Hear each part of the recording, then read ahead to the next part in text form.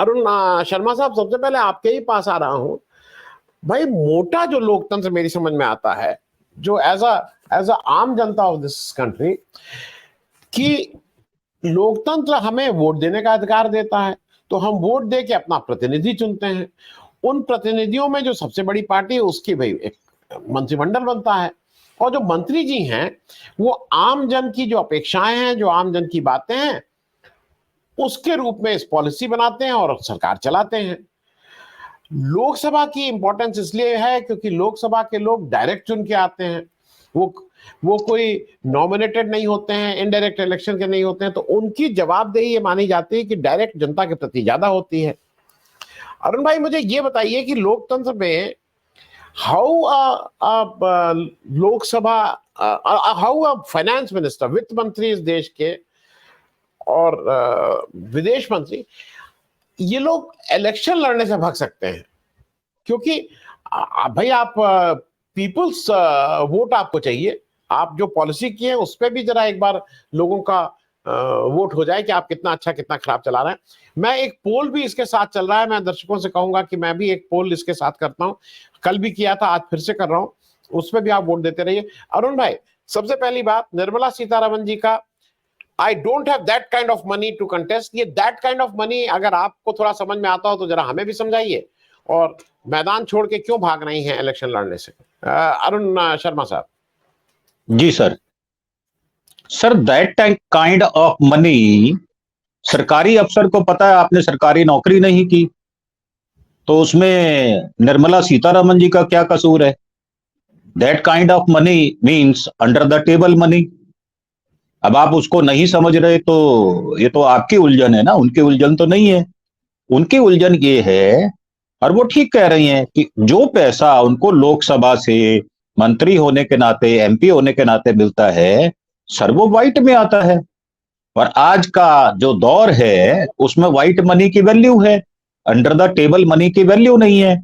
तो बीजेपी के पास 16,000 करोड़ रुपया कैश पड़ा हुआ है, परंतु चुनाव आयोग उसका जब हिसाब मांगेगा तो वो दैट काइंड ऑफ मनी कहां से आएगा, उसका जवाब कहां से आएगा? पहली बात। दूसरी बात वो ये कि जेएनयू की पड़ी हुई है वो सर, तो लेफ्ट का जो राजनीति होती है उनको अच्छी तरह से पता है कि दूर दूर से काम करना, खुद को नहीं फंसाना। और जेएनयू की हिस्ट्री की है सर, वो फाइनेंस की नहीं है, इसलिए उनसे हिस्ट्री अच्छी आती है उनको। और उनके पति क्या कहते हैं कि ये जो कांड हुआ है, बॉन्ड कांड, ये पूरे विश्व में सबसे बड़ा कांड है, इससे बड़ी हेराफेरी कोई नहीं है। तो उनके खिलाफ उनका पहला वोट उनके पति ने दे दिया।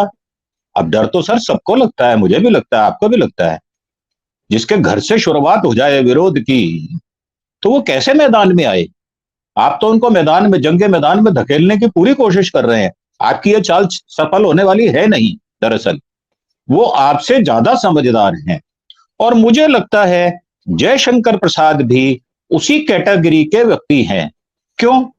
क्योंकि वो बहुत जल्दबाजी में बयान देते हैं और उनको बैकफुट पर जाना पड़ता है। सर, मोदी गवर्नमेंट के ये 2 मंत्री नहीं, मैं आपको 12 से 16 मंत्री का नाम दे सकता हूं जिन्होंने खुल्लम खुल्ला चुनाव लड़ने से मना किया। डॉक्टर हर्षवर्धन का उदाहरण आपके सामने है। आप क्या सोच रहे हैं उन्होंने टिकट काट दिया क्या? सर, हमारे यहां एक कहावत होती है कि परोसा हुआ खाओगे या भिनका हुआ खाओगे। भिनका बोलते हैं जो मक्खियों द्वारा भिनक गया हो, वो खाना। तो भिनका हुआ खाना ये तो मोदी जी का आदत है देने की। वो परोस के तो किसी को नहीं देते, ना किसी गरीब आदमी को, ना किसी अमीर आदमी को। वो 6,985 करोड़ रुपया ले लेते हैं, किस एवज में? सर, 14,400 करोड़ का वो ठेका देते हैं। वो तो उनका जायज है। आजकल के चलन में मुझे लगता है नैतिकता इस दौर तक तो आ ही गई है, आपको भी स्वीकार करना होगा। और ये 600 से ज्यादा वकील सीजेआई को चिट्ठी लिखते हैं, न्यायपालिका खतरे में, खास समूह के पॉलिटिकल प्रोफेशनल्स लिखते हैं। ये सर क्यों होता है? और प्रहलाद जोशी साहब ने क्या सलाह करके सीतारमण से ये बयान दिया था कि वो इलेक्शन लड़ेगी?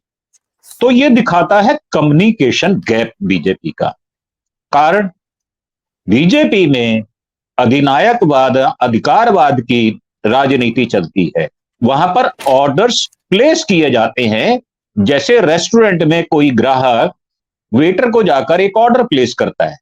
बीजेपी की राजनीति बिल्कुल ऐसे ही चलती है। और वहां पर कुछ लोग डरते हैं मार्केट में, मतलब जो सामान्य जन होते हैं उनके बीच में निकलने से, क्योंकि उनके पास उत्तर नहीं होते। मैं आपको याद कराता हूं मीनाक्षी लेखी का। जब प्रश्न पूछा गया बेटियों के विषय में, तो वो भागी कैसे थी। बहुत इज्जतदार महिला है, हमारे पीएन लेखी साहब की बेटी है वो, बड़ा अच्छा सुप्रीम कोर्ट में प्रैक्टिस है उनकी। उनके पास जवाब नहीं था। उनका भी एमपी का टिकट काटा नहीं गया, उनका रिक्वेस्ट पर उनका टिकट वापस ले लिया गया, उनकी प्रार्थना पर। तो मैंने जो आपको कहा कि 12 से 16 मंत्री हैं, ये बात बिल्कुल ठीक है। और बात यह है सर, जब चारों ओर से व्यक्ति घिर जाए तो वो क्या करे, उसके पास जवाब नहीं है। एक व्यक्ति है जो 1000 बार मन की बात करता है और एक बार भी किसी जनता जनार्दन के मन की बात को नहीं सुनता। तो अब जनता जबरदस्ती चाहती है कि पूरी मोदी कैबिनेट हमारे मन की बात को सुने, परंतु उनके पास उत्तर नहीं है। उत्तर क्यों नहीं है? क्योंकि महंगाई बढ़ रही है, फीसें बढ़ रही हैं, बेरोजगारी बढ़ रही है, शिक्षा की व्यवस्था पूरी नहीं है। वैकेंसी 6000 निकलती है और 40 लाख लोग अप्लाई करते हैं, उसमें पर्चा लीक हो जाता है। यह मैं सीधा आक्षेप करता हूं, पर्चा लीक करवा दिया जाता है, कारण उनके पास व्यवस्था नहीं है। ऑलरेडी सारे स्टेट कर्जे में डूबे हुए हैं और लोग पूछ रहे हैं सर, ये जो 225 करोड़ भारत देश का, लाख करोड़ जो भारत देश का कर्जा हो गया 55 लाख करोड़ से, वो आनन फानन में हुआ क्या? 10 सालों में हुआ है सर। बर्बाद करने के लिए भी वक्त चाहिए होता है, एक दिन में बर्बाद नहीं होता ना, एक दिन में देश आबाद हुआ करता है।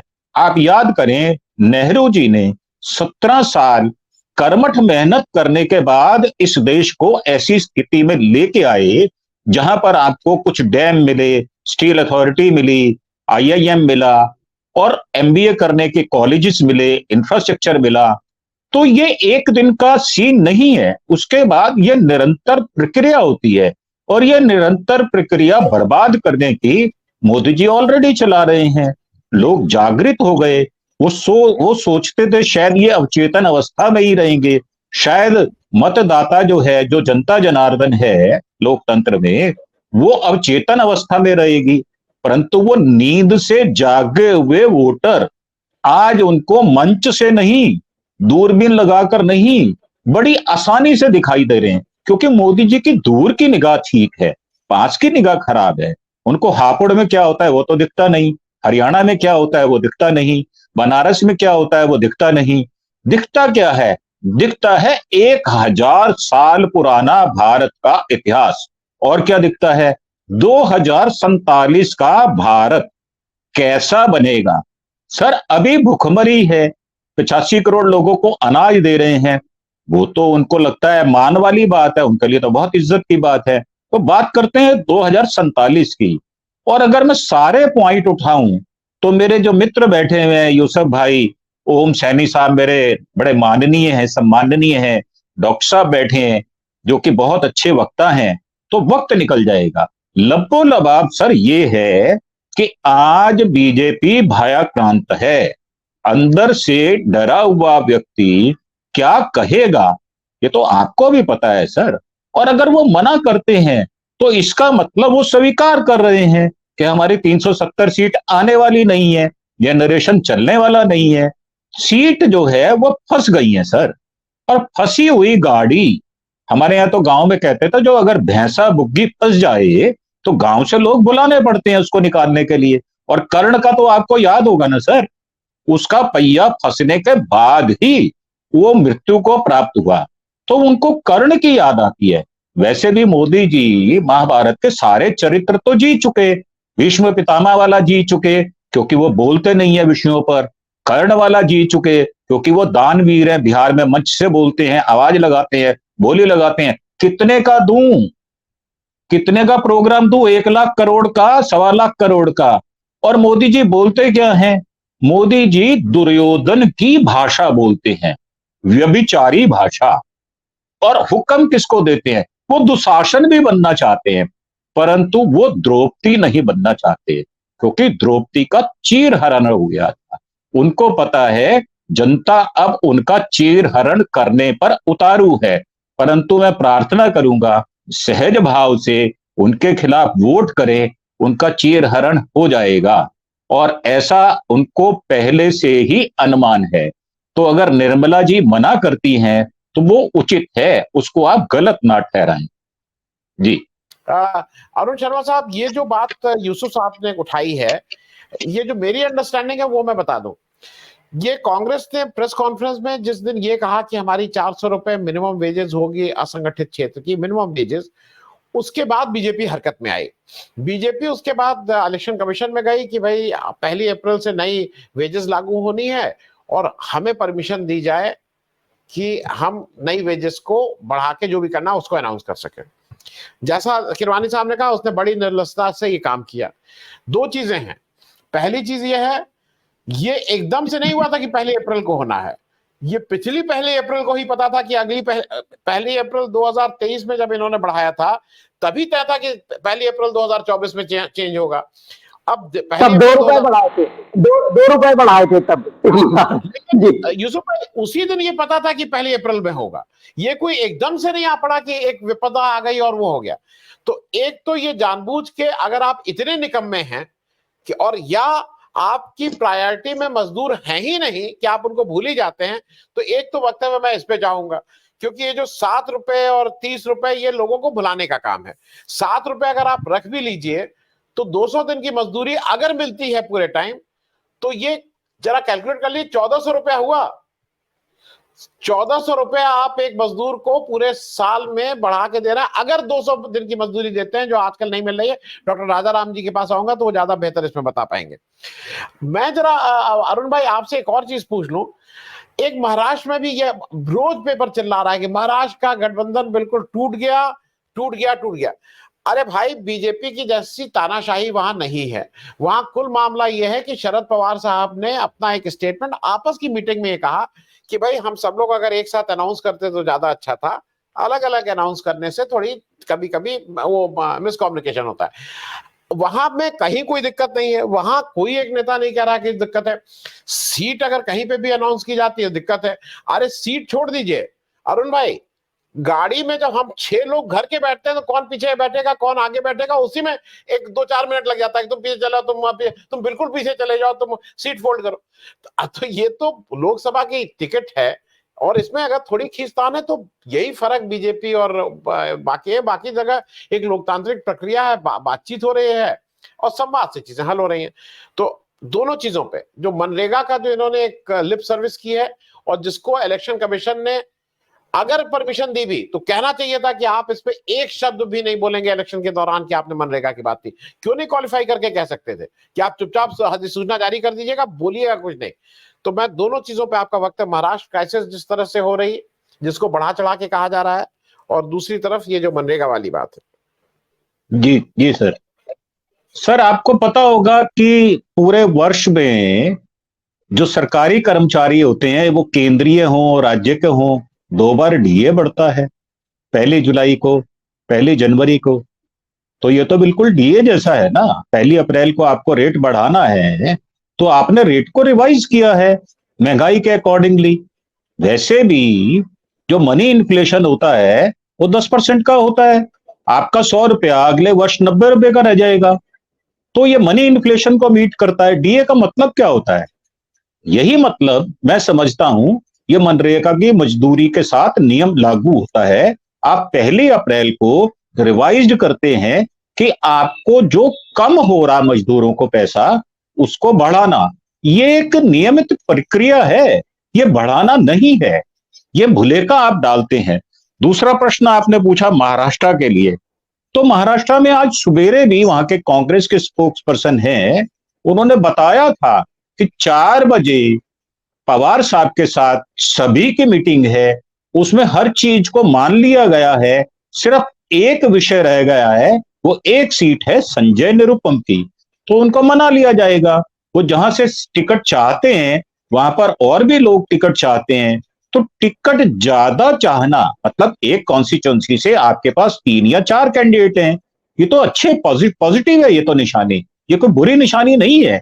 ऐसा नहीं है कि आपको कैंडिडेट नहीं मिल रहे, बीजेपी को सर कैंडिडेट नहीं मिल रहे। पंजाब में खरीद लिए उन्होंने एमपी, एकमात्र एमपी खरीद लिया, वो एमपी खरीद रहे हैं, खरीद फरोख्त हो रही है, एक्सटॉर्शन हो रही है, ये जो बॉन्ड का पैसा है उसको इस्तेमाल किया जा रहा है। मैं एक चीज और उठाना चाहूंगा आपके साथ, वो ये कि आप याद करें दिलीप घोष साहब को चुनाव आयोग ने एक नोटिस दिया है। किस विषय में दिया है सर? वो किसके साथ बदतमीजी कर गए? आपको अपनी बदतमीजियां याद नहीं रहती क्या? ये भी नरेशन बनाना कि महाराष्ट्र में बिहार में झगड़ा है, ये भी एक तरह की बदतमीजी है। कारण आप अपने गिरेबान में तो झांकते नहीं है ना, आपके गिरेबान तो पाक साफ हैं, आप तो गंगा से नहा के आए हैं, दूध के धुले हुए हैं। आप कीचड़ उछालेंगे तो आपके हाथ कीचड़ में सनेंगे नहीं क्या? आपको कोई पूछेगा नहीं क्या? ये किस तरह का नरेशन आप गढ़ना चाहते हैं? आप किसी का भी नाम लेकर कोई भी बात कर देते हैं और हम उसको सहसा मान लेते हैं। आप लोकसभा के अंदर बैठकर 370 का नारा लगाते हैं। ये क्या बदतमीजी है? क्या लोकतंत्र में इस प्रकार का नरेशन गढ़ा जा सकता है क्या? मुझे तो लगता है मैंने कभी, अब इतनी 70 वर्ष की उम्र हो गई, करीब 15 वर्ष का था मैं राजनीति में हिस्सा लेता आया हूं, 55 वर्ष हो गए मुझे देखते देखते। सर किसी ने छाती ठोककर ये नहीं कहा कि मैं अकेला सब पर भारी। सर ये कोई सूमो कुश्ती हो रही है क्या कि आपको पाले से बाहर निकालना है? हमारे यहाँ जो सूमो कुश्ती होती है वो सामाजिक होती है, हम सभी लोगों को सामाजिक दायरे में लाने की कोशिश करते हैं, हम उस पाले से बाहर नहीं करते कभी भी। आप कबड्डी का गेम देख लें, नियम सेम रहते हैं, हम कबड्डी में पाला नहीं छूने देते, परंतु उसको पाले से बाहर बिठाने के बाद उसको जब पॉइंट बढ़ जाते हैं तो उसको अंदर भी लेते हैं। सर हमारी व्यवस्था ऐसी नहीं है जैसी इनकी व्यवस्था है। इनकी व्यवस्था तो बहुत ही अजीब किस्म की है, वो आपको समझ ही नहीं आ सकती। आप शाखा में नहीं गए, सर मैं शाखा में गया हूं, 20, 30, 40 वर्ष शाखा में गया हूं, मुझे पता है इनकी व्यवस्था कैसी होती है। ये उस व्यवस्था के आदी नहीं है, ये पाले से लोगों को बाहर करने वाली, व्यक्तित्व रखने वाले आरएसएस से निकले हुए प्रचारक हैं सर। ना तो ये परिवार की व्यवस्था को जानते हैं, ना समाज की व्यवस्था को जानते हैं, ना इनको सिविक सेंस है, ना इनको राज्य चलाने की व्यवस्था आती है। दिल्ली में आप करते क्या है सर? आप 5 बेंच की, सुप्रीम कोर्ट की बेंच के दिए हुए ऑर्डर को धत्ता बताकर रातों रात एक नोटिफिकेशन निकाल देते हैं। मैं सरासर कह रहा हूं सर, यह बदतमीजी है। आप इसको ना माने कोई फर्क नहीं पड़ेगा, परंतु दिल्ली की जनता मानती है कि आज मोदी सरकार ये छल दिल्ली वालों के साथ कर रही है। मुझे तो दर्द है उस बात का, परंतु कहे कौन? कौन बिल्ली की गले में घंटी बांधे? जो घंटी बांधेगा वही पकड़ा जाएगा।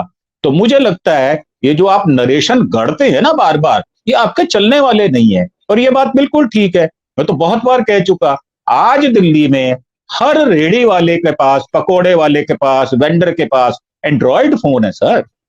हम जो जवाब देते हैं ना, हमसे वो आंसर पूछते हैं। जब हम बाजार में जाते हैं, जब समाज में विचरते हैं, जब लोगों के बीच बैठते उठते हैं, तो हमसे प्रश्न करते हैं, हमसे तीखे प्रश्न करते हैं, हमें जवाब देना पड़ता है, क्योंकि हम आंसरेबल लोग हैं। हम वो लोग नहीं है जो मुंह छिपाकर भाग लेंगे। मोदी जी मुंह छिपाकर भाग रहे, उनको जवाब देना पड़ेगा, नहीं तो जनता अपने वोट से जवाब देगी। जी सर।